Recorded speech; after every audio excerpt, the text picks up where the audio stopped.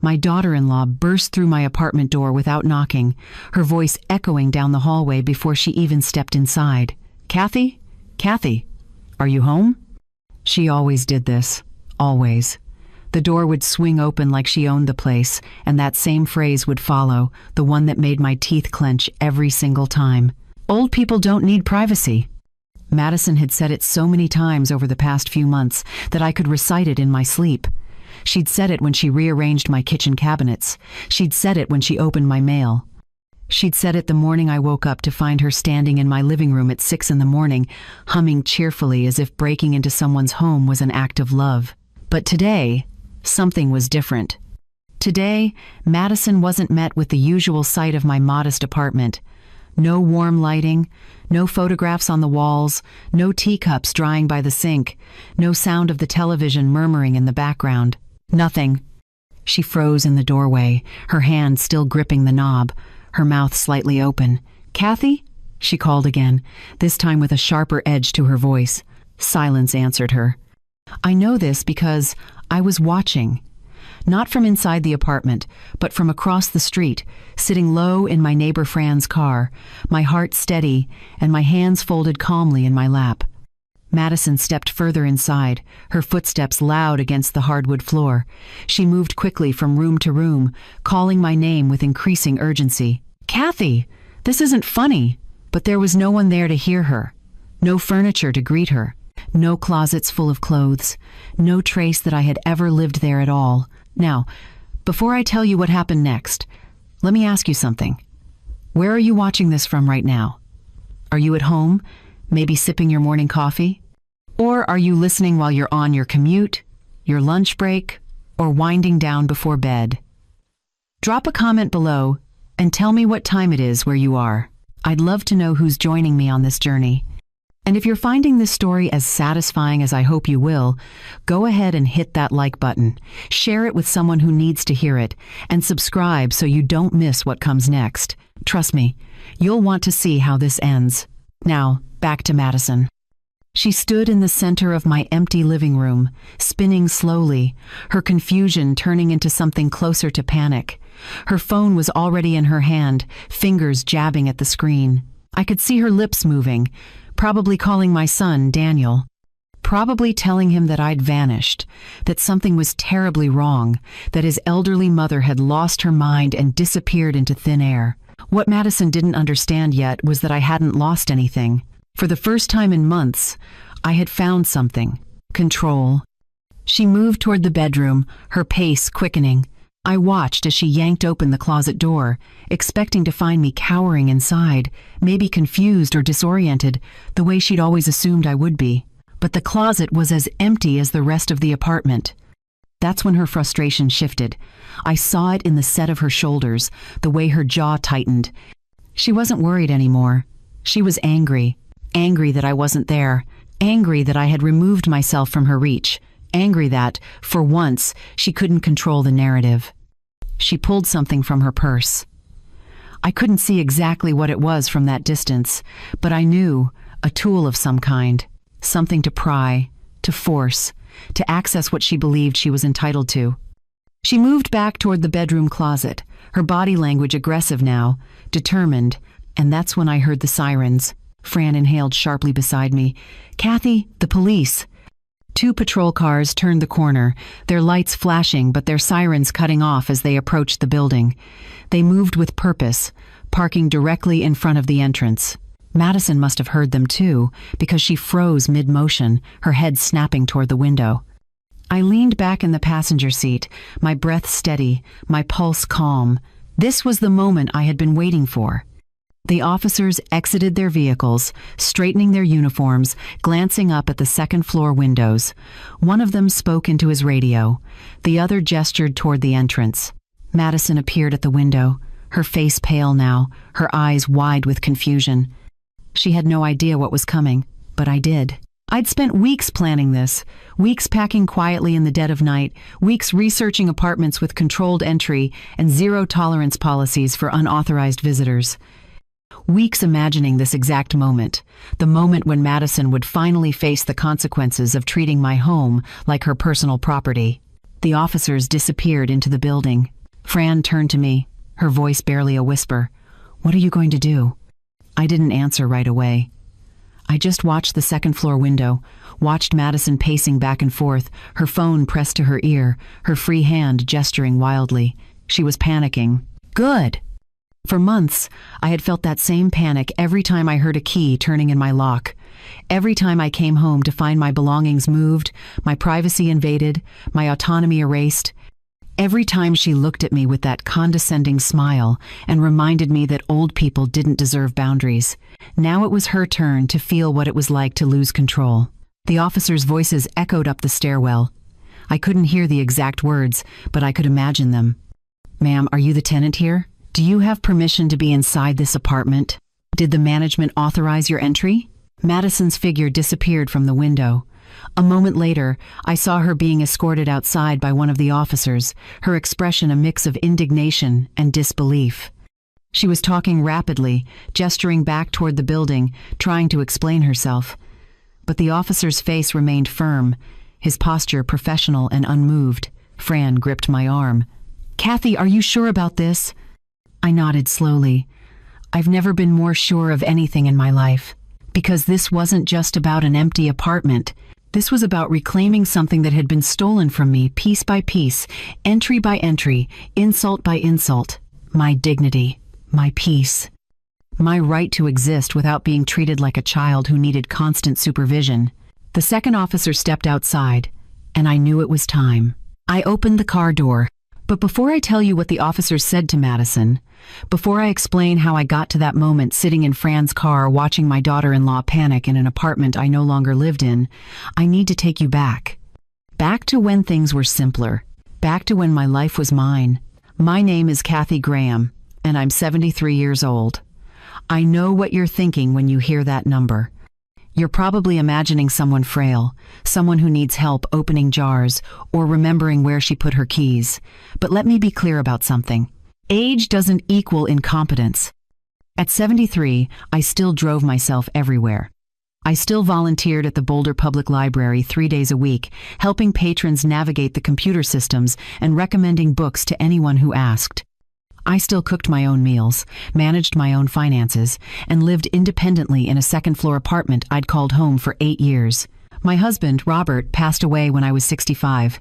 The grief was heavy at first, suffocating even, but over time I learned to carry it differently. I built a life that honored his memory without being consumed by his absence. I had routines that brought me comfort. Morning tea by the window, watching the neighborhood wake up. Weekly grocery trips on Tuesday afternoons when the store was quieter.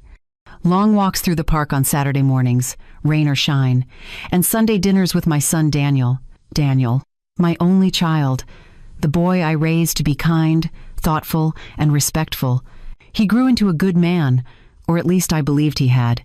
He worked as an accountant, steady and reliable, with a calm demeanor that reminded me so much of his father. When he told me he was getting married 5 years ago, I was genuinely happy for him. Every mother wants to see her child find love, build a partnership, start a family of their own. Madison seemed nice enough at first. Polite during family dinners, complimentary about my cooking.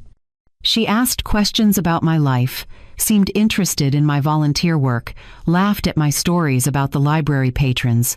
But there were moments, small ones, that I brushed aside at the time.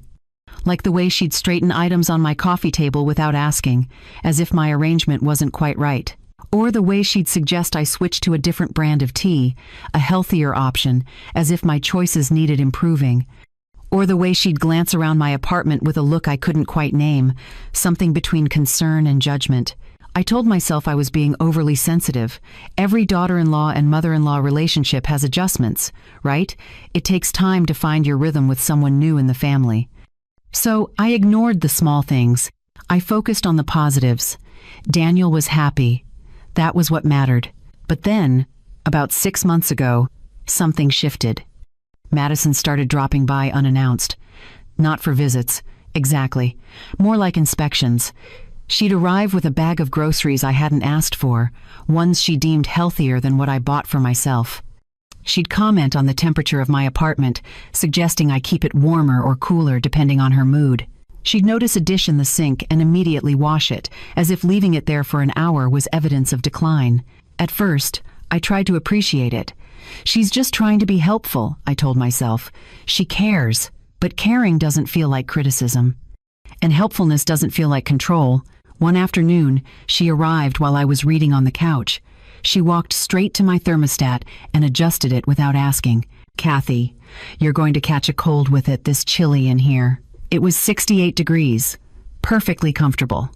"I'm fine, Madison," I said gently. "I actually prefer it this way." She smiled, but it didn't reach her eyes. "Well, you might not notice when you're getting too cold. It happens with age." With age. That phrase started appearing more frequently in her vocabulary, always casual, always paired with a smile, always designed to sound like concern. But underneath it was something else. Condescension. Daniel didn't seem to notice. Or maybe he did, and chose not to address it. Whenever I mentioned feeling uncomfortable with Madison's increased presence, he'd wave it off. "Mom, she just worries about you. You live alone. It's natural for her to want to check in." Checking in would have been a phone call. What Madison was doing felt like surveillance. Still, I tried to maintain peace. I didn't want to create conflict between Daniel and his wife. I didn't want to be the difficult mother-in-law who couldn't accept help. So I smiled through the unsolicited advice. I thanked her for the groceries I didn't want. I nodded politely when she suggested I rearrange my furniture or update my wardrobe or consider moving to a senior living community where there would be more support. Support. Another word that sounded kind but felt like an insult. I was doing fine. Better than fine. I had a full life, meaningful connections, independence that I'd worked hard to maintain after Robert died. I didn't need rescuing. But Madison seemed determined to rescue me anyway. Looking back now, I realize those early moments were tests. She was testing my boundaries, seeing how much I'd tolerate, how far she could push before I pushed back. And because I stayed quiet, because I prioritized keeping the peace over protecting my space, she interpreted my silence as permission. Permission to enter my life more deeply. Permission to make decisions on my behalf. Permission to treat me like someone who couldn't be trusted to take care of herself. I didn't recognize it then, but that was the beginning. The beginning of losing control over my own home. The beginning of feeling like a guest in my own life. The beginning of the invasions that would eventually drive me to pack up everything I owned in the middle of the night and disappear without a word. But I'm getting ahead of myself. First, you need to understand how bad things got. How a daughter-in-law's concern turned into control. How checking in turned into breaking in. And how I went from tolerating small boundary crossings to waking up terrified in my own home, wondering if the footsteps I heard belonged to an intruder or to family. The first time I knew for certain that something was wrong, I was standing in my kitchen holding a wooden spoon that didn't belong in the drawer I'd just opened. It was a Thursday morning. I'd come home from my volunteer shift at the library, ready to make myself lunch, when I reached for the utensil drawer and found everything rearranged. The spoons were mixed with the knives. The spatulas were stacked where the measuring cups should have been. Even the small items, the vegetable peeler and the can opener, had been moved to different compartments. I stood there for a long moment, my hand frozen on the drawer handle, trying to make sense of it. Had I done this? Had I reorganized everything and somehow forgotten? The thought made my chest tighten. This was exactly the kind of thing Madison had been hinting at. Memory slips, confusion, the inevitable decline that came with age. But I hadn't touched these drawers in weeks. I was certain of it. I checked the rest of the kitchen. The tea towels had been refolded, the corners perfectly aligned in a way I never bothered with. The sugar canister had been moved from the counter to the top shelf of the cabinet, a spot I could barely reach without a step stool. Someone had been in my apartment. I told myself to stay calm. Maybe the landlord had sent maintenance while I was out. Maybe there'd been a leak or an inspection I'd forgotten about. But no notice had been left. No explanation. Nothing. 2 days later, I opened my freezer to get ice and found bags of frozen vegetables stacked neatly inside. Broccoli, cauliflower, mixed vegetables in a steamer bag. I never bought frozen vegetables. I preferred fresh produce from the farmer's market. This time, the tightness in my chest turned into something heavier, something that felt uncomfortably close to fear. I checked my windows, all locked. I checked my door. The deadbolt was secure, exactly as I'd left it, so how had someone gotten in? I called Daniel that evening, trying to keep my voice steady. "Honey, has anyone been by my apartment this week? Maintenance or the landlord, maybe?" There was a pause on the other end. "Not that I know of. Why?" "Some things have been moved around. I thought maybe someone had a reason to come inside." Another pause, longer this time. "Mom, are you sure you didn't just forget where you put things?" There it was, the assumption, the doubt, the subtle suggestion that my memory couldn't be trusted. "I'm sure," I said quietly. "Okay, well, I'll ask Madison. She might have stopped by to drop something off." The moment he said her name, something clicked into place, a suspicion I didn't want to have but couldn't ignore. "Did you give Madison a key to my apartment?" "What? No. Of course not."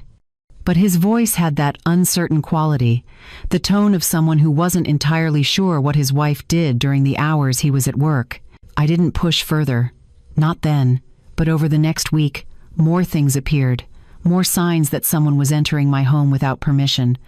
I came back from a walk one afternoon to find my windows wide open, cold air pouring into the living room, even though it was barely 40 degrees outside. My throw blanket had been folded and placed on the arm of the couch. A stack of mail I'd left on the table was now organized into neat piles. Opened. Every envelope had been sliced open with care, the contents visible. My electric bill, a letter from my insurance company, a promotional flyer from the grocery store. Nothing private, nothing deeply personal, but that wasn't the point. The point was that someone had gone through my mail, in my home, without asking. I felt violated in a way I couldn't quite articulate. This wasn't about stolen belongings or damaged property. This was about the invisible boundary that separates your life from everyone else's, the boundary that says this space is mine and no one enters without my permission. That boundary had been crossed. Repeatedly. The worst moment came on a Sunday morning. I'd woken up late, around 8:30, still in my pajamas. I walked into the kitchen to make coffee and noticed something odd. My laundry basket, which I'd left in the bedroom with a few items I planned to wash later, was now sitting by the washing machine, empty. The clothes I'd left in the basket were hanging in my closet, clean, pressed, organized by color. Someone had done my laundry. While I was home, while I was sleeping. The realization made my stomach drop. I grabbed my phone, my hands shaking now, and called Daniel again. "Mom, what's wrong? You sound upset." "Daniel, I need you to tell me the truth. Does Madison have a key to my apartment?" "I'll call you back," he said quickly, and the line went dead. 10 minutes later, my doorbell rang. I opened it to find Madison standing there, a bright smile on her face, holding a casserole dish covered in foil. "Good morning, Kathy. I brought you some leftovers from dinner last night. I figured you'd appreciate not having to cook today." I stared at her, my heart pounding. "Madison, have you been coming into my apartment when I'm not home?" Her smile didn't falter. "Oh, only a couple of times. You weren't answering your phone and I wanted to make sure you were okay. I just tidied up a bit while I was here. How did you get in?" She tilted her head, as if the question confused her. "Daniel gave me a spare key months ago, for emergencies."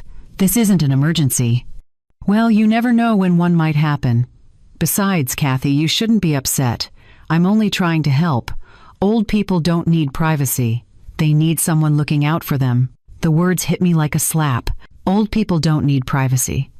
She said it so casually, so confidently, as if it were an accepted fact rather than an opinion, as if my age had stripped me of the right to control who entered my home. I wanted to argue. I wanted to tell her to leave, to demand the key back, to set a firm boundary right then and there, but I didn't, because part of me worried she was right. Part of me wondered if I was overreacting, if this was just what families did, if I should be grateful instead of angry. So I took the casserole dish. I thanked her quietly. I closed the door and stood in my entryway, my hands trembling, feeling like a stranger in my own home. That was the moment I realized this wasn't going to stop. Not unless I made it stop. I didn't sleep that night. I kept replaying Madison's words in my mind, the casual way she'd said it, as if it were the most natural thing in the world. "Daniel gave me a spare key months ago, for emergencies." Months ago. which meant this had been going on longer than I'd realized. The rearranged cabinets, the opened mail, the frozen vegetables I never bought. All of it had been happening for months while I questioned my own memory, while I wondered if I was losing my grip on reality. I'd been gaslit by my own daughter-in-law. The next morning, I drove to Daniel's office. I didn't call ahead. I didn't want to give him time to prepare an explanation or coordinate his story with Madison. The receptionist looked surprised when I walked in. "Mrs. Graham, is everything all right? I need to speak with my son." She hesitated, glancing at her computer screen. "He's in a meeting right now, but I can let him know you're here. I'll wait." 20 minutes later, Daniel emerged from the conference room, his face already creased with concern. "Mom, what's going on? Is something wrong? We need to talk. Privately." He led me to his office, closing the door behind us. I remained standing, my purse clutched tightly in my hands. "Did you give Madison a key to my apartment?" He exhaled slowly, running a hand through his hair. "Mom, I was going to talk to you about that." "So you did?" "Yes, but it was just for emergencies. You live alone, and we wanted to make sure that if something happened, if you fell or had a medical issue, we could get in quickly." "Daniel, I'm not a fall risk. I'm in perfect health. My doctor confirmed that at my last checkup." "I know, but accidents happen, especially at your age."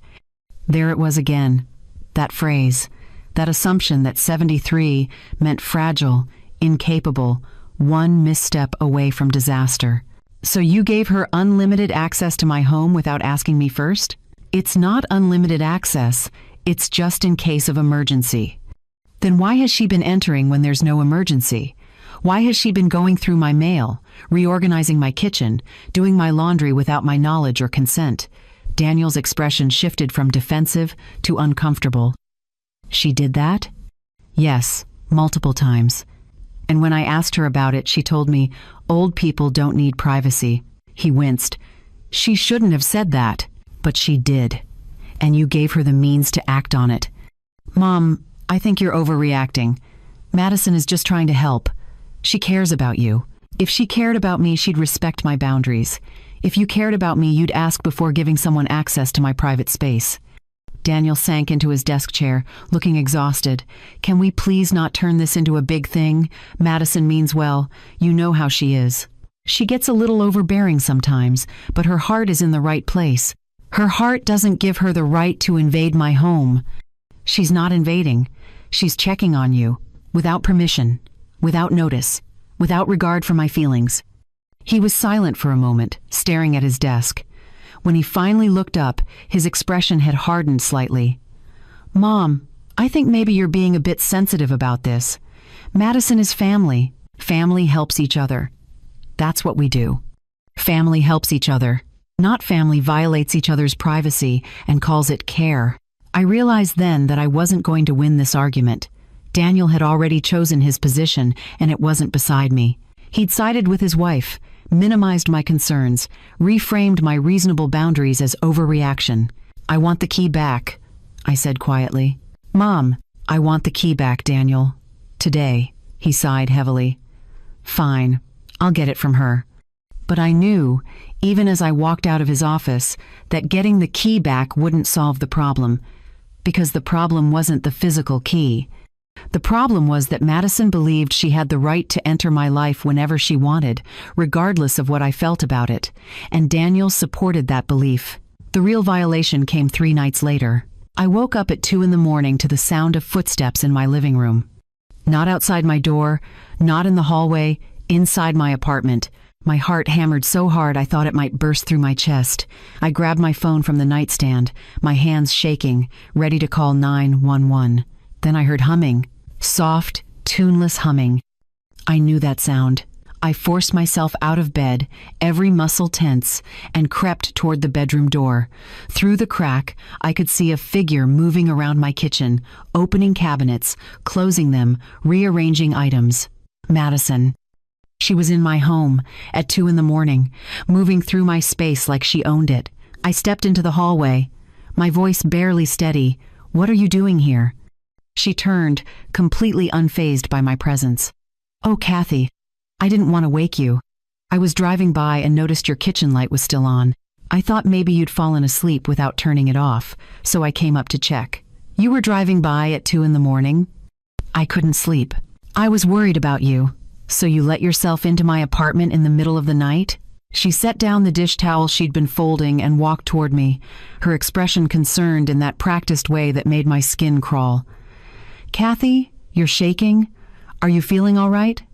Maybe you should sit down. I'm shaking because someone broke into my home while I was sleeping. I didn't break in. I have a key, remember? Daniel was supposed to get that back from you. Her smile was small, knowing.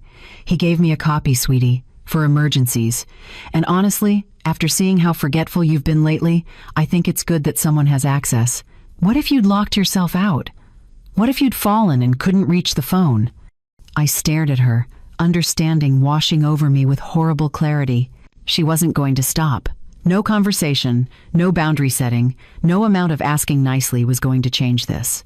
Because Madison didn't see me as a person deserving of respect. She saw me as a project, a problem to manage, an elderly woman who needed supervision whether I wanted it or not.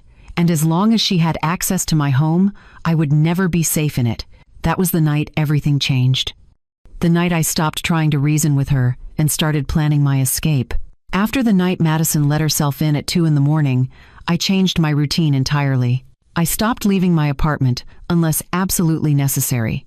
I kept my phone beside me at all times. I started checking every room before going to bed, making sure nothing had been disturbed, nothing moved, nothing taken. I was living in a constant state of vigilance, and it was exhausting. But it didn't matter how careful I was. Madison still found ways in.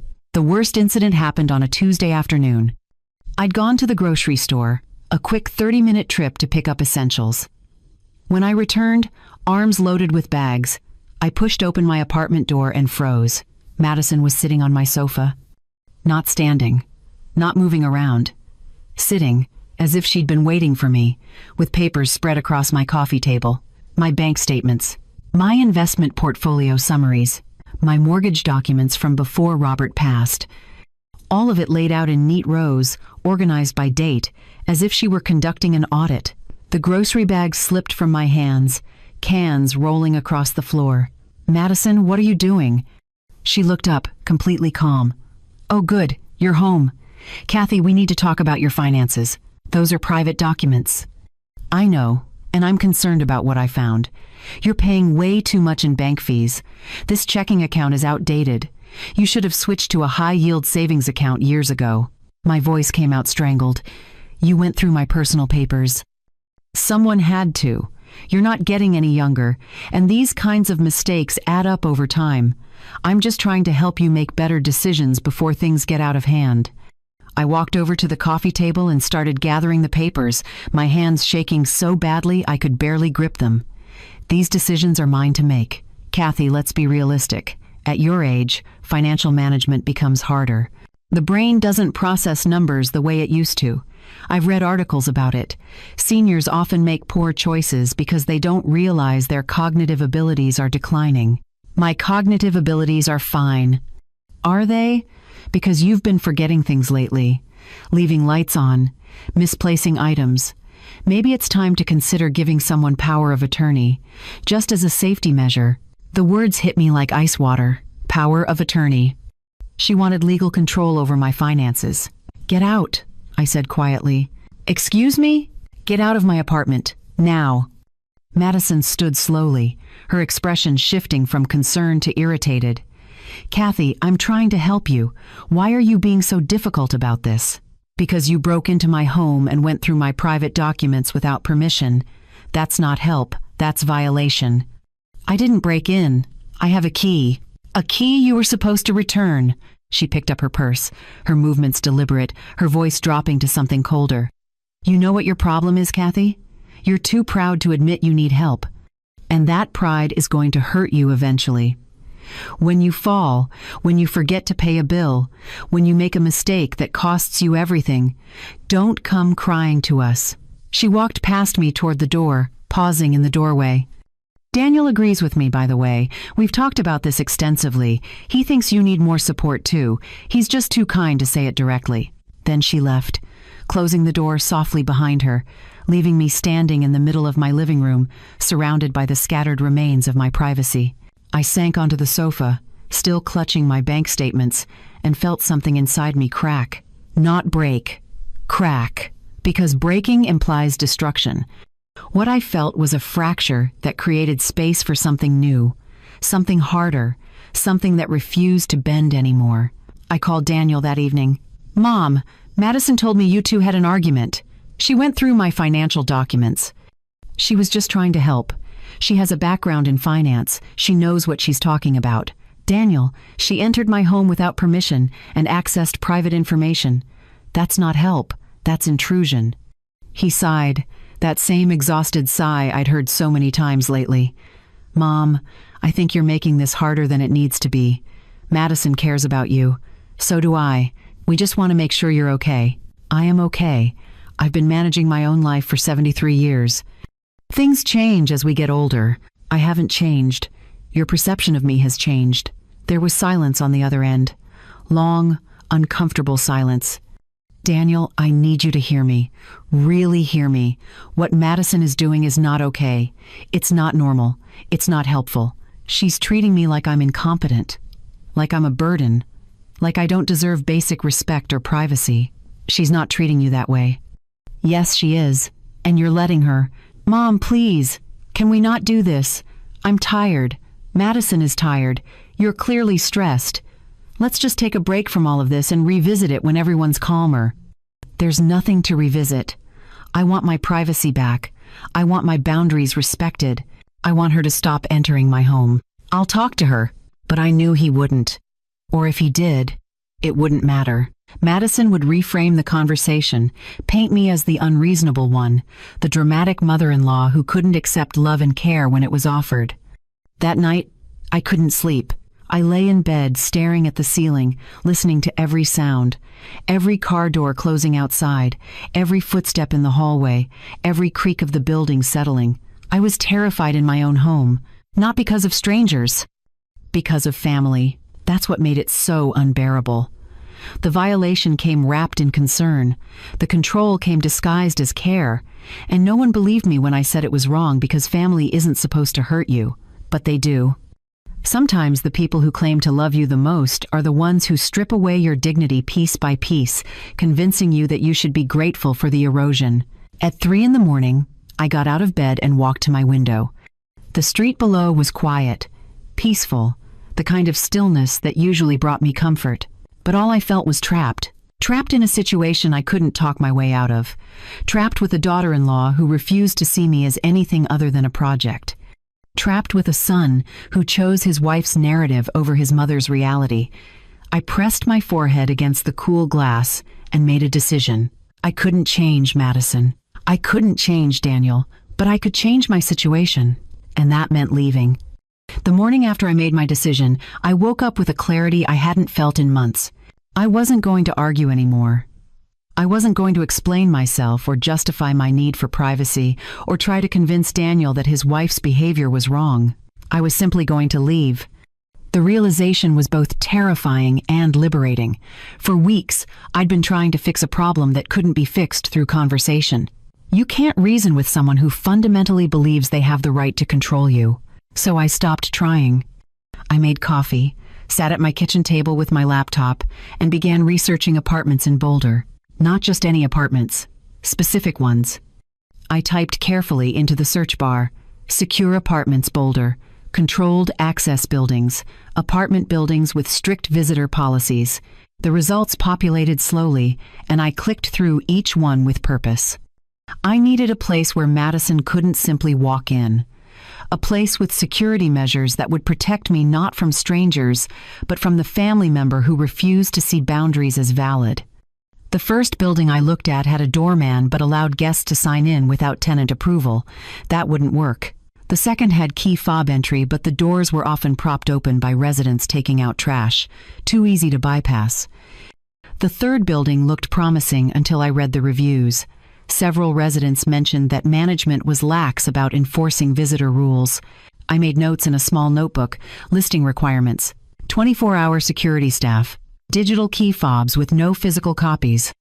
Visitor approval required for elevator access. Zero tolerance policy for unauthorized entries. Management that actually enforced building rules. It felt strange, making a list like this, treating my own safety like a security project. But Madison had turned my home into a place where I couldn't relax, and I needed to ensure my next home would be different. I spent 3 hours that first morning scrolling through listings, reading reviews, comparing amenities. Then I found it. A building on Pearl Street, right in downtown Boulder. 7 floors, modern construction, floor-to-ceiling windows, and most importantly, a security system that required tenant authorization for every single visitor. The listing showed a bright, airy apartment on the 7th floor. 1 bedroom, updated kitchen, a small balcony overlooking the mountains. But what caught my attention wasn't the apartment itself. It was the building policies listed at the bottom of the page. All visitors must be approved by residents before elevator access is granted. Digital key fobs are non-transferable and cannot be duplicated. Security staff monitor all entry points. Unauthorized access will result in immediate police notification. I read that last line 3 times. Unauthorized access will result in immediate police notification. That meant if Madison somehow got into the building and tried to access my floor, it wouldn't be dismissed as a family matter or a misunderstanding. It would be treated as what it was, a violation. I called the leasing office immediately. Pearl Street Residences, this is Angela. How can I help you? Hello, I'm interested in viewing the 1 bedroom on the 7th floor. Wonderful. Are you available this afternoon? I have a 3 o'clock opening. I glanced at the clock. It was barely 11. Yes, I can be there. Perfect. I'll see you then. I hung up, my heart racing. This was real. This was happening. I showered quickly, dressed in something presentable, and drove downtown. The building was even more impressive in person. Clean lines, large windows, a security desk visible just inside the glass doors. Angela met me in the lobby, a professional woman in her 40s with a warm smile. Mrs. Graham? Yes, thank you for seeing me on such short notice. Of course. Let me show you the apartment. We rode the elevator to the 7th floor. She swiped her key fob, and the elevator only moved after the system registered her authorization. The apartment was beautiful, bright, clean, freshly painted. But more than the aesthetics, I felt something else as I walked through the space. Safety. The building is very secure, Angela said, as if reading my mind. We take resident privacy seriously. No one gets past the lobby without your explicit permission. What if someone claims to be family? Doesn't matter. If you haven't authorized them, they don't get in. We've had residents specifically request this level of security because of difficult family situations. You're not alone in needing clear boundaries. Those words nearly brought tears to my eyes. You're not alone in needing clear boundaries. Someone understood. Someone validated that what I was asking for wasn't unreasonable. How soon is it available? Immediately. If you'd like to apply today, you could potentially move in by the end of the week. I looked around the apartment once more. The light streaming through the windows, the quiet, the sense of control I'd get back just by living here. I'd like to apply, Angela smiled. Let's head back downstairs and get the paperwork started. An hour later, I'd submitted my application, provided references, and authorized a background check. Angela assured me that with my clean rental history and stable income, approval would be quick. I should hear back tomorrow, she said, and if everything looks good, we can have you sign the lease by Thursday. I shook her hand, thanking her more profusely than was probably necessary. As I walked back to my car, I felt something I hadn't felt in months. Hope. Not hope that Madison would change. Not hope that Daniel would finally understand. Hope that I could reclaim my life, my independence, my right to exist without constant surveillance disguised as concern. The next day, Angela called. Mrs. Graham, your application was approved. Can you come in tomorrow to sign the lease? Yes, absolutely. Thursday afternoon, I sat in the leasing office, signing page after page, officially securing my new home, a home that would be mine. Truly mine. When I handed back the signed documents, Angela gave me 2 key fobs. These are yours. Don't lose them. We don't make copies for anyone, ever. If you lose one, we deactivate it and issue a new one, but no duplicates exist. I held those key fobs like they were made of gold. "Thank you," I whispered. "Welcome home, Mrs. Graham."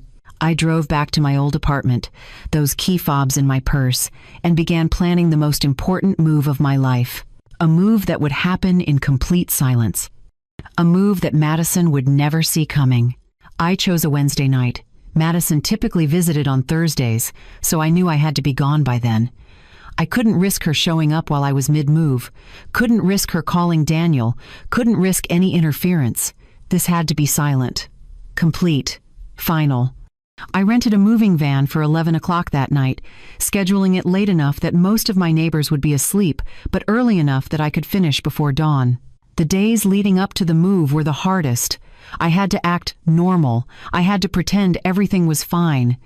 When Madison called to tell me she'd be dropping by on Thursday with groceries, I said, "That's thoughtful. I'll see you then." Knowing I wouldn't, I began packing during the afternoons, working quietly, methodically. I didn't have much time, but I also didn't have much to take. After 8 years in this apartment, I'd accumulated belongings, but most of them were just things, objects, replaceable. What mattered were the irreplaceable items, the photo albums, Robert's watch, my grandmother's quilt, the letters my mother had written me before she passed. Those went into boxes first, wrapped carefully, labeled with my handwriting. Everything else I evaluated with cold efficiency. Did I need it? Did it bring me joy? Or was it just weight I'd been carrying because I felt obligated to keep it? The lamp Madison bought me last Christmas, the one she said would be better for my aging eyes, I left it. The storage bins she'd organized my closet with, insisting my system was inefficient, left those too. The throw pillows she'd chosen because she thought my sofa looked bare, gone. I was shedding her influence one item at a time. By Tuesday night, most of my belongings were packed into boxes and stacked neatly in my bedroom, hidden from view in case she decided to make another surprise visit. Wednesday evening, I ate a simple dinner. Soup from a can, crackers. I didn't have the appetite for anything more elaborate.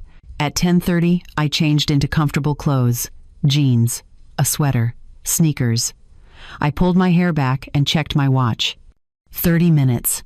I stood in my living room, looking around at the space that had been my home for 8 years.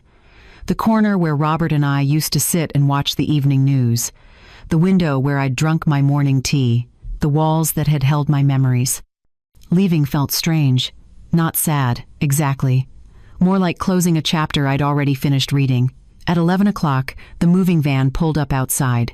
2 young men got out, both looking tired but professional. I met them at the door and spoke quietly. "Thank you for coming so late. I'll show you what needs to go."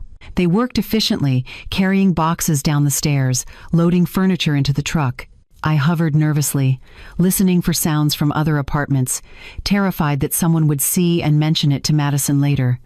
Every time a car door closed on the street, my heart jumped. Every time I heard footsteps in the hallway, I held my breath. But no one stopped us. No one asked questions. By 1 in the morning, the van was mostly full. My bed frame was disassembled. My small dining table was wrapped and loaded. The bookshelf I'd bought at a thrift store years ago was secured in the back. One of the movers paused, wiping sweat from his forehead. "Ma'am, is there anything else?" I looked around the nearly empty apartment. Just a few items remained. The furniture Madison had bought. The things she'd insisted I needed. "No, that's everything." At 2:15, the van pulled away. I'd arranged to meet them at the new apartment at 3. That gave me time for one last task. I pulled an envelope from my purse, the one containing my apartment key and a short note I'd written earlier. Key returned. Lease ending as discussed. Please do not provide access to anyone claiming to be family. Thank you for 8 good years. I slipped it under my landlord's office door, heard it slide across the tile, and felt a weight lift from my shoulders. The key was gone.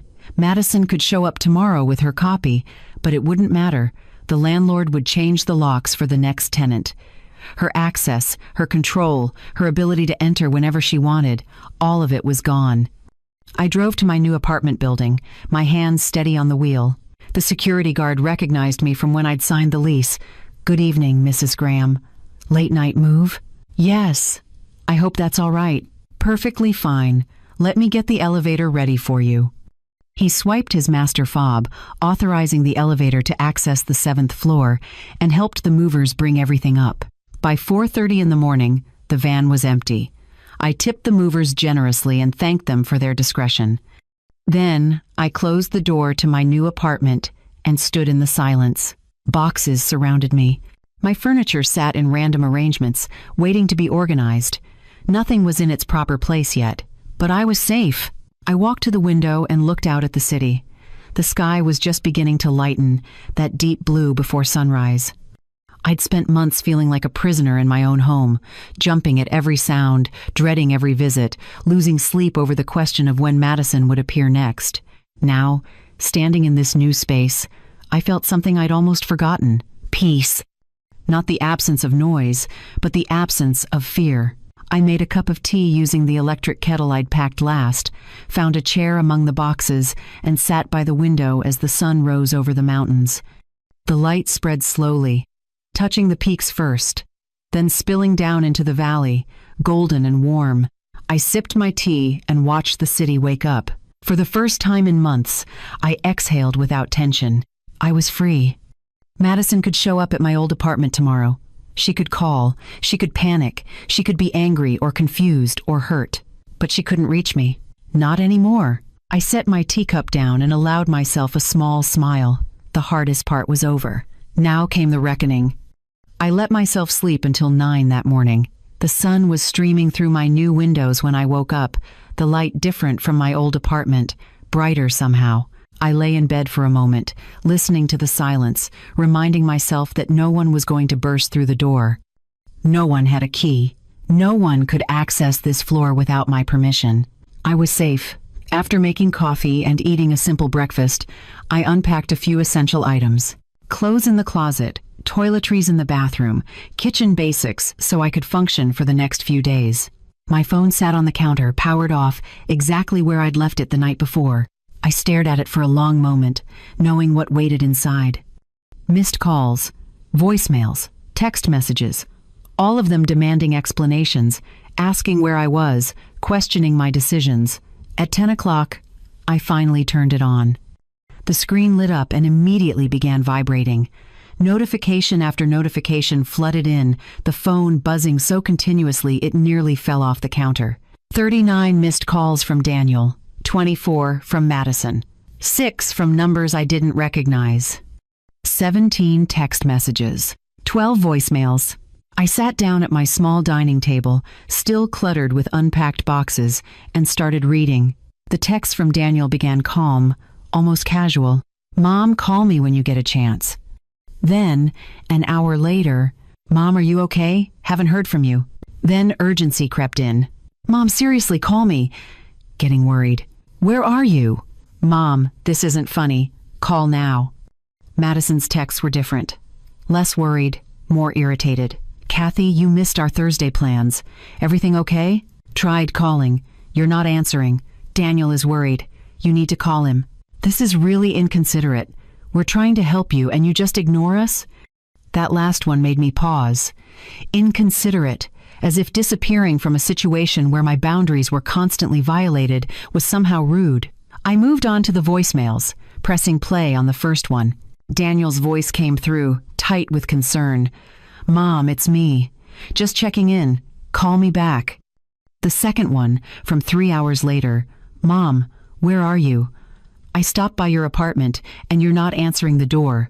Are you at the library? Call me." The third one, his voice rising. "Mom, I'm getting really worried now. If I don't hear from you in the next hour, I'm calling the police." I almost laughed at that, calling the police, as if I were a missing person rather than an adult woman who'd chosen to move without announcing it. Madison's voicemails were sharper. "Kathy, this is ridiculous. You can't just disappear like this. Daniel is beside himself with worry. You're being incredibly selfish." Selfish. That word again. Another message. "We've been trying to reach you for 2 days. 2 days, Kathy. Do you have any idea how inconsiderate this is? We've done nothing but try to help you, and this is how you repay us?" I took a slow sip of my coffee, feeling remarkably calm as I listened. Now, let me pause here for a moment. because I need to ask you something. Have you ever been in a situation where someone made you feel guilty for setting a boundary? Where taking care of yourself was labeled as selfish? If you have, drop a comment and share your story. I'd love to hear how you handled it. And if this story is resonating with you, if you're nodding along, thinking about your own experiences, hit that like button. Share this with someone who needs to hear that protecting your peace isn't selfish. And subscribe, because what happens next is going to show you exactly what happens when people realize they can't control you anymore. The messages continued. Daniel's voice became more frantic with each one. Mom, please. I don't know what's going on, but whatever it is, we can fix it. Just call me back, please. Madison's tone shifted from irritated to angry. Kathy, I swear, if you're doing this to punish us, it's not going to work. We're adults. We can have a conversation about this. But you need to stop acting like a child and pick up the phone. Acting like a child. The irony wasn't lost on me. I was the one who'd been treated like a child for months, patronized and controlled, my decisions questioned, my autonomy stripped away. And now that I'd taken it back, I was being accused of childishness. The final voicemail from Madison was the most telling. Her voice was cold, clipped, barely containing rage. Kathy, I don't know what game you're playing, but it ends now. If you don't call us back in the next hour, we're going over there. We have a key. We will get in. And when we do, you're going to have a lot of explaining to do. We're going over there, to the apartment I no longer lived in. The apartment where the key she had would no longer work because I'd returned mine to the landlord. I set the phone down and looked around my new space. The morning light filled the room. I could hear the faint sounds of the city below, people starting their days, living their lives. Madison had no idea where I was. She couldn't barge in, couldn't let herself in with a copied key, couldn't reorganize my space or go through my belongings or lecture me about my choices. She was powerless, and that realization must have been unbearable for her. I picked up my phone again and typed a single text message to Daniel. I'm safe. I've moved. I need space. Please respect that. I didn't include my new address. I didn't explain further. I didn't apologize or justify or defend my decision. I simply stated the facts. Then I muted both their numbers and set my phone aside. I had unpacking to do, a new home to settle into, a life to reclaim. Whatever chaos was happening at my old apartment, whatever anger or confusion Madison and Daniel were experiencing, that was no longer my problem to manage. For the first time in months, their emotions weren't my responsibility. I stood up, stretched, and began organizing my kitchen. Outside my window, boulders stretched out beneath the mountains, beautiful and peaceful. And for the first time in a very long time, I matched that peace. I spent the rest of Thursday unpacking, organizing my new space, trying to focus on the simple tasks of settling in. But my mind kept drifting back to my old apartment. Madison would have shown up by now. She'd said Thursday in her text. She always came on Thursdays with her bags of groceries and her unsolicited advice. What had she found when she arrived? Part of me wished I could see her face when she realized the apartment was empty. Another part of me wanted to forget she existed entirely and move forward with my new life. At 3:40 that afternoon, my phone rang. The caller ID showed Fran, my old neighbor, the sweet woman in her 60s who'd lived across the hall from me for the past 5 years. I answered. Hello? Kathy. Her voice was hushed, urgent. Kathy, are you okay? Something's happening at your apartment. My pulse quickened. What do you mean? Your daughter-in-law is here. Her and your son. They're inside your place, and they seem really upset. I heard them shouting your name. Are you all right? Should I call someone? I closed my eyes, a strange calm settling over me. Is Madison there right now? Yes. I can hear her through the walls. She's opening and closing doors, calling for you. Kathy, what's going on? I moved, Fran. I don't live there anymore. There was a pause. You moved? When? Last night. Does she know that? No. Another pause, longer this time. Oh my. Fran, can you do me a favor? Can you keep an eye on what's happening and call me if anything escalates? Of course. But Kathy, are you safe? Are you somewhere safe? Yes, very safe. Thank you for calling. I hung up and stared at my phone, my mind racing. Madison was in the apartment. My old apartment. The one I'd returned the key for. The one she had no legal right to enter anymore. A reckless thought entered my mind. I could go back. Just to see. Just to watch from a distance.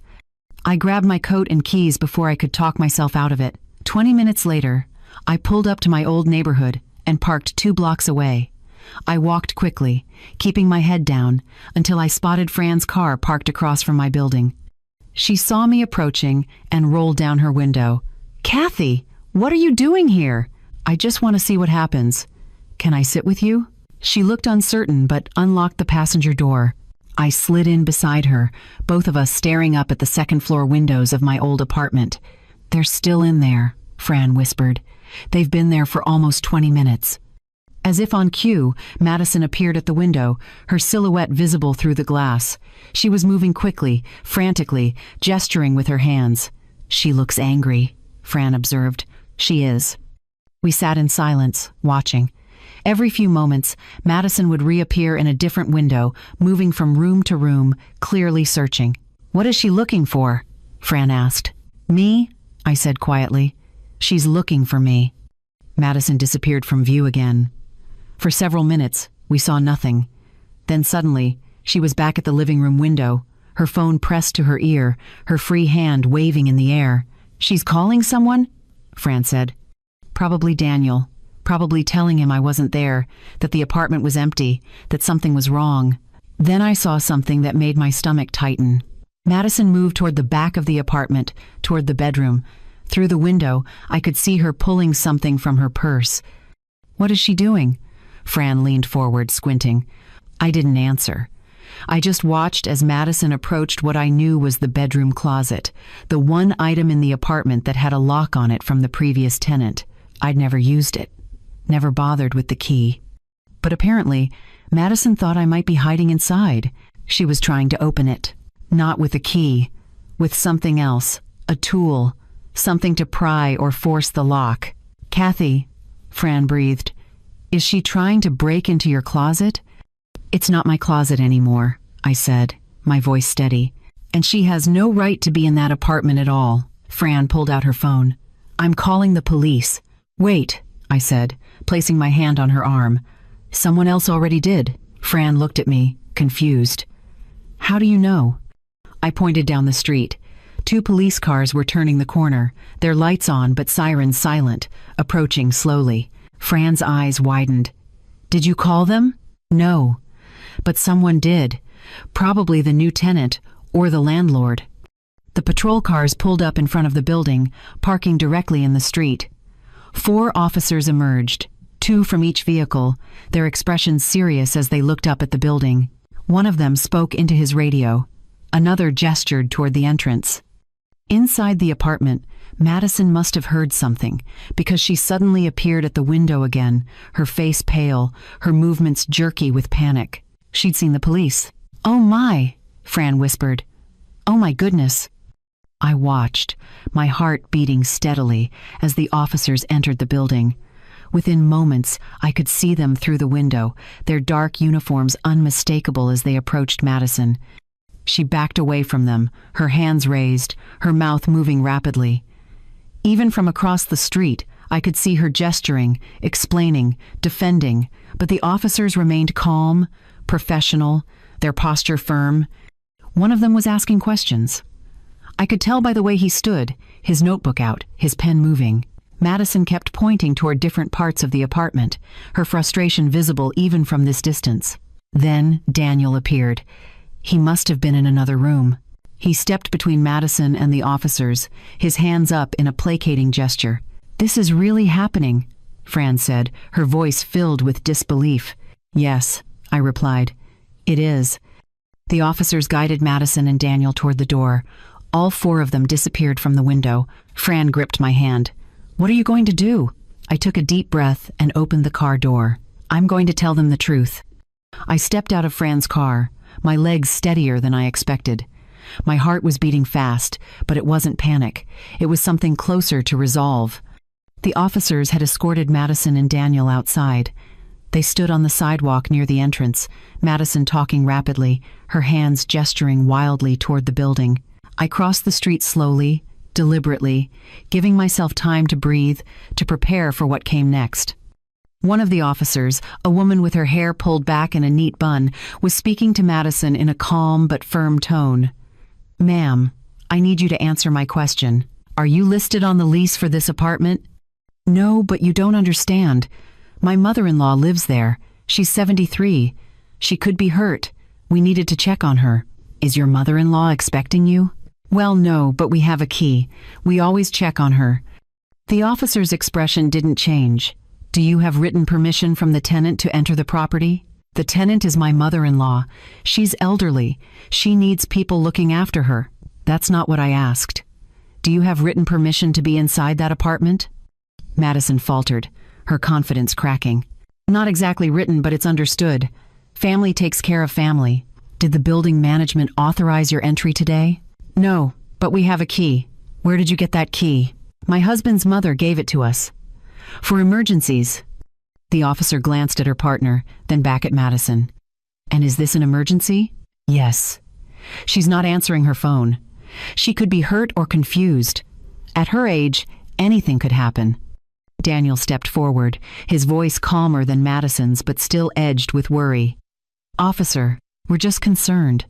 My mother hasn't been answering calls. We thought something might be wrong." The second officer, a tall man with a graying beard, turned to Daniel. "When was the last time you spoke with your mother?" "2 days ago.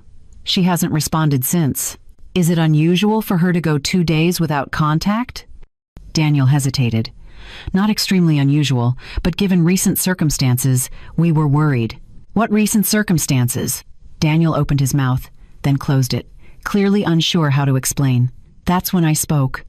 There are no circumstances that warranted breaking into that apartment." All 4 of them turned toward me. Madison's face went white. Daniel's mouth fell open. "Mom?" Madison recovered first, her shock transforming into something between relief and anger. "Kathy, where have you been? Do you have any idea how worried we've been?" I walked closer, my voice steady. "I've been exactly where I chose to be, away from you." The female officer looked between us, her expression sharpening with understanding. "Ma'am, are you the tenant of that apartment?" "I was. Until 2 days ago. I moved out and returned my key to the landlord." Madison's eyes widened. "You what?" "I moved. I no longer live there. You can't just move without telling us." "Yes," I said calmly. "I can. I'm an adult. I don't need permission." The officer turned back to Madison. "So you entered an apartment where you are not the tenant, where the previous tenant no longer resides, without authorization from management or the current leaseholder?" Madison sputtered. "But I didn't know she moved. How was I supposed to know?" "That's exactly the point," the officer replied. "You entered without verifying you had the right to be there." Daniel stepped forward again, his voice pleading now. "Officer, this is a family matter. My mother left without telling us. We were scared something happened to her. We were just trying to help."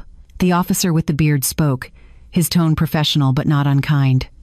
"I understand your concern, but entering a property without authorization is still trespassing, regardless of your relationship to the former tenant."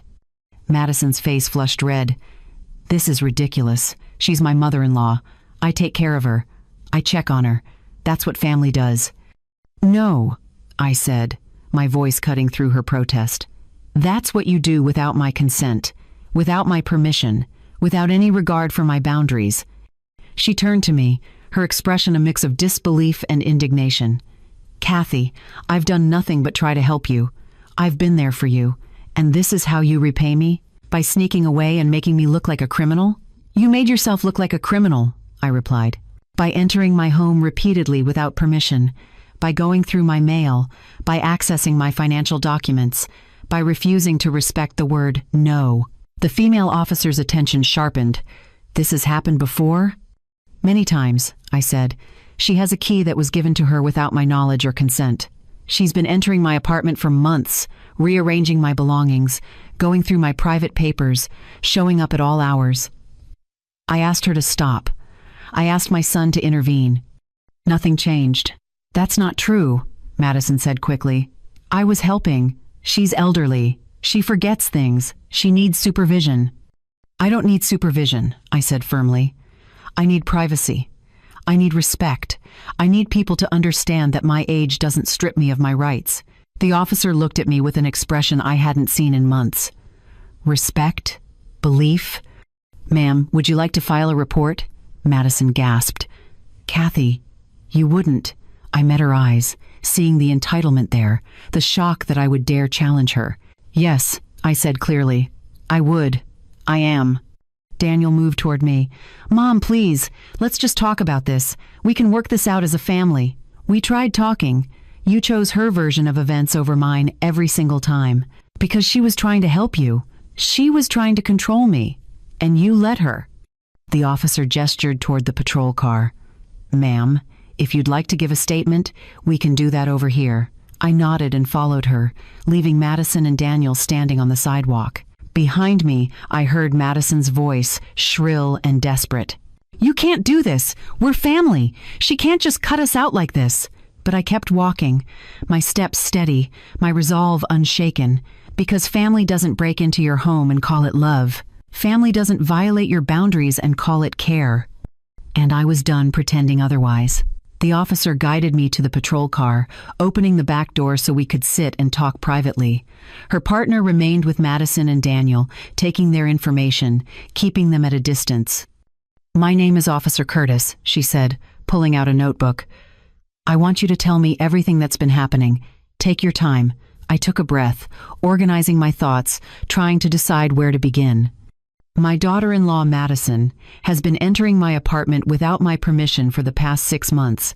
At first, I thought I was imagining things. Small items would be moved. Mail would be opened. Then I discovered she had a key. Officer Curtis wrote steadily, her pen moving across the page. Did you give her this key? No. My son gave it to her without asking me. He said it was for emergencies, but she's been using it regularly. She comes in when I'm not home. Sometimes when I am home. Once, I woke up at 2 a.m. to find her in my kitchen. The officer looked up. She entered while you were sleeping? Yes. She said she'd been driving by and saw my light on, so she let herself in to check on me. How did that make you feel? The question surprised me. No one had asked me that before. Not Daniel, not Madison. No one had considered how any of this made me feel. Terrified, I said quietly. I didn't feel safe in my own home. Officer Curtis nodded, her expression sympathetic. What else happened? I told her everything. The rearranged kitchen, the opened mail. The day I came home to find Madison sitting on my couch with my bank statements spread across the coffee table. She told me I was making poor financial decisions. She suggested I give her power of attorney. She said at my age, cognitive abilities decline and I needed someone to manage things for me. Did you agree to that? No. I told her to leave. But she didn't stop. She kept coming back. She kept saying the same thing every time I tried to set a boundary. What did she say? I met Officer Curtis's eyes. Old people don't need privacy. She stopped writing and looked at me. Really looked at me. She said that? Multiple times. She genuinely believes that because I'm 73, I've forfeited my right to privacy and autonomy. Officer Curtis set her pen down. Mrs. Graham, what you're describing is a pattern of harassment and boundary violation. Your age doesn't diminish your rights. You're entitled to the same privacy and respect as anyone else. Something in my chest loosened. Someone believed me. Someone understood. I tried talking to my son, I continued, but he always defended her. He said she was just worried, that she meant well, that I was being too sensitive. How long has this been going on? 6 months of active intrusion, but the dismissive comments about my age started even earlier. Officer Curtis wrote for another minute, then closed her notebook. Mrs. Graham, based on what you've told me, I'm going to issue a formal warning to your daughter-in-law and your son. This will be documented. If they attempt to contact you, enter any property where you reside, or continue any form of harassment, they can be arrested. Really? Really. What they did today, entering an apartment they had no legal right to access, that's trespassing. What they've been doing for months, that's harassment. You have every right to protection from this behavior. We stepped out of the patrol car. Across the street, Madison was leaning against Daniel's vehicle, her arms crossed, her face twisted with anger and disbelief. Daniel looked lost, standing beside her, his hands in his pockets, staring at the ground. Officer Curtis walked over to them, her partner joining her. I followed at a distance, close enough to hear but not close enough to engage. "Ma'am, sir, I've taken a full statement from Mrs. Graham. Based on her account and today's incident, I'm issuing you both a formal warning." Madison straightened. "A warning? For what? For caring about family?" "For trespassing, ma'am. You entered a property without authorization. Additionally, Mrs. Graham has documented a pattern of unauthorized entries into her previous residence, harassment, and invasion of privacy. That's not harassment. That's family looking after family." Officer Curtis's voice remained calm but firm. "Mrs. Graham has made it clear your presence is unwanted. She has the right to set boundaries. If you violate those boundaries, there will be legal consequences." "This is insane," Madison said, her voice rising. "She's 73 years old. She needs people checking on her." "What she needs," Officer Curtis replied, "is for her boundaries to be respected. And that starts now." She handed Madison a document. "This is your official warning.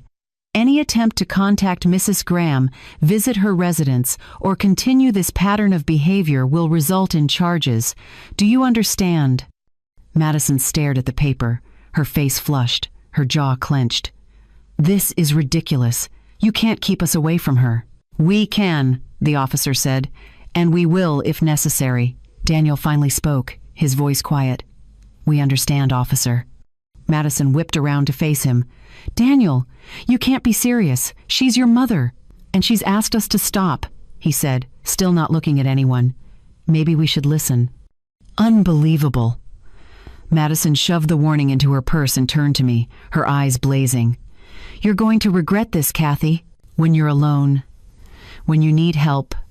When something goes wrong. Don't come crying to us." Officer Curtis stepped between us. "Ma'am, I suggest you leave now before this situation escalates further."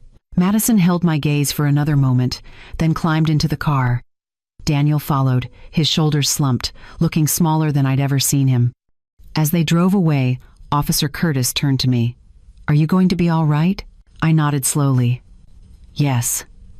For the first time in months, I think I will be." She handed me her card.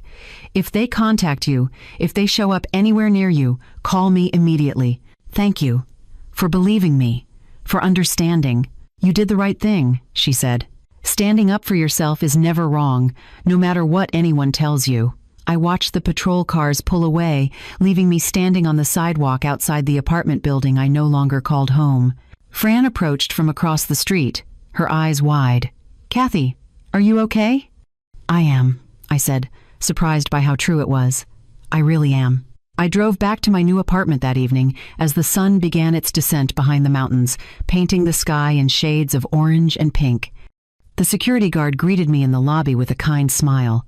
"Mrs. Graham, welcome back. Everything all right?" "Yes," I said, meaning it. "Everything is fine now." "Good to hear. Oh, and just so you know, we've made a note in the system per your request. No visitors are approved for your floor without your explicit authorization. No exceptions. Thank you. That means more to me than you know." He nodded, understanding in his eyes. "We get it. A lot of residents here value their privacy. That's what we're here for." I took the elevator to the 7th floor, swiped my key fob, and stepped into my apartment. It still looked chaotic. Boxes stacked in corners, furniture not quite in the right places, kitchen items waiting to be organized. But it was mine. Truly, completely mine. No one could enter without my permission. No one could rifle through my belongings or judge my choices or make me feel small in my own space. I made myself a cup of tea, wrapped a blanket around my shoulders, and sat by the window overlooking the city. The lights were beginning to flicker on across Boulder, families settling in for the evening, the rhythm of normal life continuing around me. For the first time in months, I wasn't listening for footsteps. I wasn't bracing for a door to open. I wasn't waiting for someone to invade my peace. I was simply sitting, breathing, existing without fear. The next few weeks passed in a gentle blur of settling in.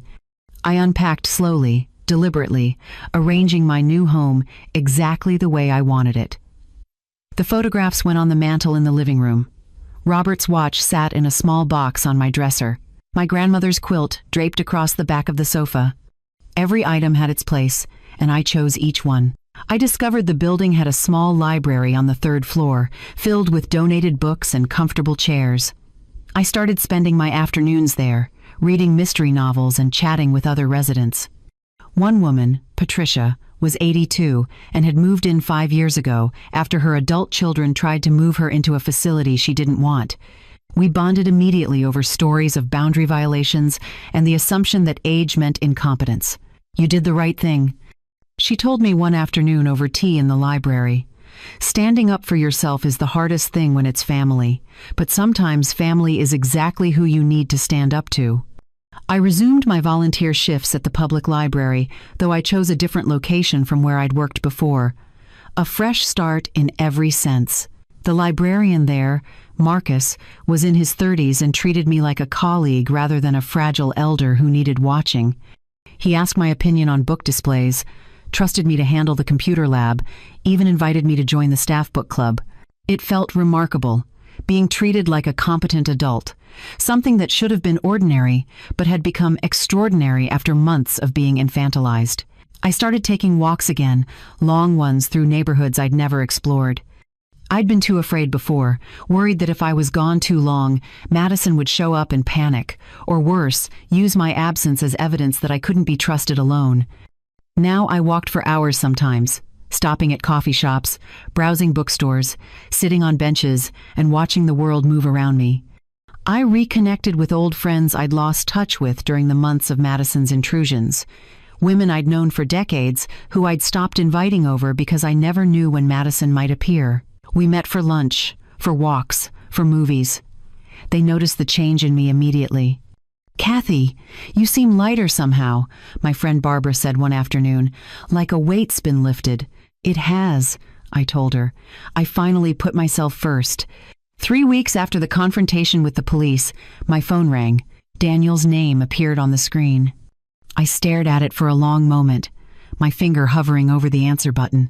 Part of me wanted to ignore it, to let that chapter of my life close completely. But another part, the part that had raised this man and loved him for 40 years, couldn't quite let go. I answered. "Mom?" His voice was tentative, uncertain. "Daniel, I wasn't sure you'd pick up." I almost didn't. There was a long pause. I could hear him breathing on the other end, gathering courage or searching for words. "Mom, I'm sorry." I didn't respond immediately.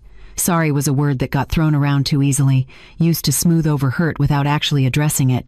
"What are you sorry for?" I asked. Another pause. "I'm sorry I didn't listen to you. I'm sorry I dismissed your feelings. I'm sorry I gave Madison that key without asking you first. And I'm sorry it took police involvement for me to realize how serious this was." His voice cracked slightly on that last sentence. "I've been thinking a lot these past few weeks," he continued, "about the things you said, about how we treated you. And you were right, Mom. We did treat you like a child, like someone who couldn't make her own decisions, and that was wrong." I felt tears prick my eyes, but I kept my voice steady. "Thank you for saying that. Can we talk? In person? I understand if you don't want to give me your new address. We could meet somewhere public." I considered this carefully. Part of me wanted to stay hidden, protected behind the walls I'd built, but another part missed my son, missed the relationship we'd had before Madison's behavior had driven a wedge between us. "There's a coffee shop on Pearl Street," I said. "The one with the blue awning. Do you know it? I'll find it. Tomorrow afternoon, 2 o'clock. I'll be there." The next day, I arrived at the coffee shop 15 minutes early, choosing a table by the window where I could see the street. Daniel arrived exactly on time, looking older somehow, tired. He spotted me immediately and walked over, his movements hesitant. "Hi, Mom." "Hello, Daniel." He sat down across from me, his hands fidgeting with a napkin. "Thank you for meeting me. You're my son. I'll always meet you. But things need to be different now." "I know. They will be, I promise." We ordered coffee, and for the first few minutes, we sat in awkward silence. Then Daniel started talking. After that day with the police, Madison and I had some long conversations. Really long. Some of them weren't pretty. I imagine not. She didn't understand at first why what she did was wrong. She kept saying she was just trying to help. But I finally got her to see it from your perspective. How violated you must have felt. How disrespected. And does she actually understand now? Or is she just saying what you want to hear? Daniel's expression tightened. I think she's starting to understand. It's a process. But Mom, I need you to know that I understand. Completely. What we did was wrong. What I allowed to happen was wrong. You shouldn't have had to move in the middle of the night to feel safe. That's on me. I took a sip of my coffee, letting his words settle. Daniel, I need to be clear about something. I'm willing to rebuild our relationship, but it has to be on my terms now. With boundaries that are respected. Anything. Tell me what you need. I need you to accept that I'm a capable adult who can make her own decisions. I need you to stop assuming that my age means I'm declining. I need you to ask before you visit, before you offer help, before you make decisions that affect my life. Done. And Madison. He tensed. What about her? I'm not ready to see her yet. Maybe not for a long time. I need space from her. Complete space. He nodded slowly. I understand. She's hurt by that. But she understands too. I'm not trying to punish anyone. I'm just protecting myself. I know, Mom. And you have every right to. We talked for another hour, carefully, gently, rebuilding the foundation of our relationship brick by brick. It wasn't perfect. There were moments of tension, of old patterns trying to resurface. But Daniel caught himself each time, apologized, corrected course. By the time we said goodbye, something had shifted. Not back to how it was before, but forward to something new. Something built on respect rather than assumption. Can I call you next week? He asked as we stood to leave. Yes. But Daniel, if I don't answer right away, don't panic. Don't assume something's wrong. Trust that I'm fine and I'll call you back when I can. He smiled, sad but genuine. I will. I promise. As I walked back to my apartment, the evening air cool against my face, I felt something I hadn't expected. Peace with the situation. Not happiness exactly, not the way things used to be, but a peaceful acceptance of what was and what could be. That night, I stood at my window looking out over Boulder, the city lights twinkling below, the mountains' dark silhouettes against the evening sky. I thought about the past 6 months. The fear, the violations, the feeling of losing control over my own life. And then I thought about the past 3 weeks, the safety, the autonomy, the quiet joy of living on my own terms. Before I let you go, I want to ask you something. If this story resonated with you, if you've ever had to set boundaries with family or fight for your right to be treated with respect regardless of your age, leave a comment. Share your experience. Let's build a community where we support each other in demanding the dignity we deserve. And if you found this story valuable, if it gave you courage or validation or hope, hit that like button and subscribe. These stories matter. Your voice matters. And together, we can change the narrative about what it means to age. I realized something important that night, something I wanted to share with you, with anyone who might need to hear it. Privacy isn't something old people grow out of. It's something adults grow into. The right to control your own space, make your own decisions, live your life without constant supervision that doesn't diminish with age. If anything, it becomes more precious. I'd spent 73 years building my independence, learning who I was, creating a life that reflected my values and choices.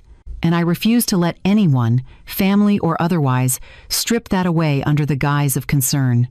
Standing up for myself hadn't been cruel. It hadn't been selfish. It hadn't been dramatic or unreasonable or any of the words Madison had tried to use to diminish my boundaries. It had been necessary. And now, looking out at the city from my secure 7th-floor apartment, living exactly the life I'd chosen, I understood something profound. I didn't need revenge in the vindictive sense. I didn't need to hurt anyone or make them suffer. I simply needed my autonomy back, my safety, my dignity, my right to exist as a full, capable human being, regardless of the number of years I'd been alive. And by leaving, By setting those boundaries, by letting Madison face the natural consequences of her own actions, I got all three. The rest of my life stretched out ahead of me, full of possibility, full of choice, full of the quiet freedom that comes from being truly, authentically yourself. And I intended to savor every single moment of it.